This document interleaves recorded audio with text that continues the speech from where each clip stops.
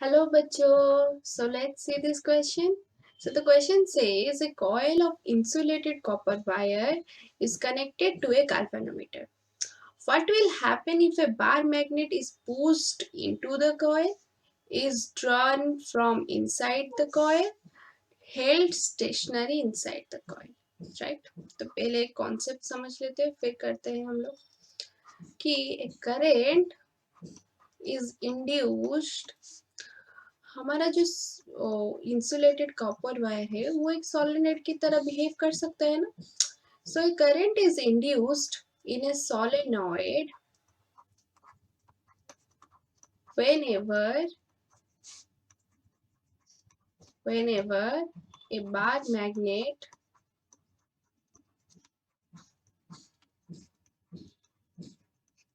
is moved relative to it।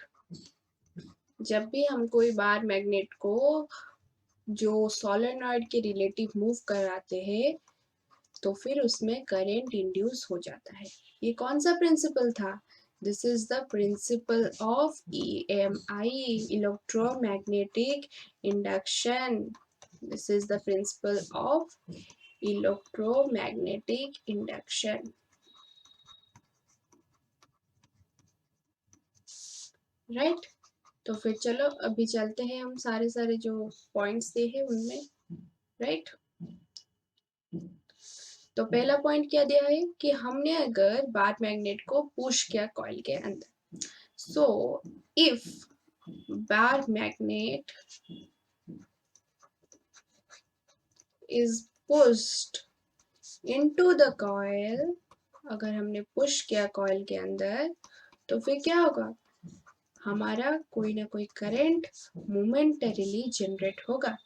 There is induction of current momentarily, suddenly आ जाएगा वो current, जिसके वजह से क्या होगा? हेंस गाल्वानोमीटर, जो हमारा गाल्वानोमीटर कनेक्टेड था, hence galvanometer show deflection. Galvanometer हमारा डिफ्लेक्शन शो करेगा in any particular direction, in a particular direction, right। Galvanometer क्या था? जो हमारा करंट को मेजर करता था कि करंट सर्किट में फ्लो हो रहा है कि नहीं हो रहा है, राइट। चलो सेकंड पे चलते हैं। सेकंड में कहते हैं कि drawn from inside the coil. अभी हमने क्या किया कि बार मैग्नेट को अंदर से बाहर निकाल दिया। If bar magnet is drawn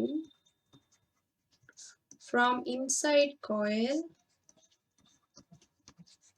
again फिर क्या हुआ? रिलेटिव मोशन हुआ। तो रिलेटिव मोशन हुआ तो फिर करंट का इंडक्शन होगा। There is induction of current, there is induction of current momentarily.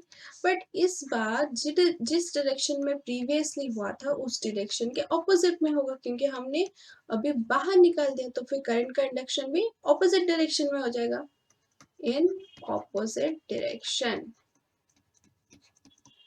अगर करंट का डायरेक्शन ऑपोजिट हो गया तो फिर गाल्वानोमीटर का जो डिफ्लेक्शन है वो भी तो ऑपोजिट हो जाएगा ना। Hence galvanometer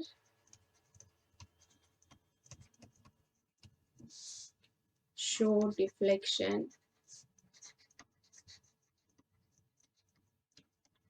in opposite direction, in opposite direction of case 1, right, in opposite direction of case 1। तो फिर थर्ड वाला क्या दिया है? थर्ड वाला देखते हैं। held stationary inside the coil, अगर if bar magnet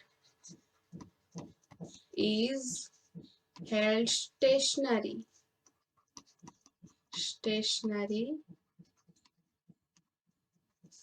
inside coil,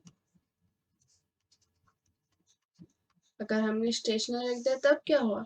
there is no induction of current क्यों करंट का इंडक्शन होगा? क्योंकि कोई भी रिलेटिव मोशन नहीं हो रहा है, there is no induction of current. क्योंकि कोई भी रिलेटिव मोशन नहीं हो रहा है इसके अंदर, हेंस गाल्वानोमीटर क्या करेगा? कोई भी डिफ्लेक्शन शो नहीं करेगा। Hence galvanometer shows no deflection, right? I hope you understand this answer. Thank you.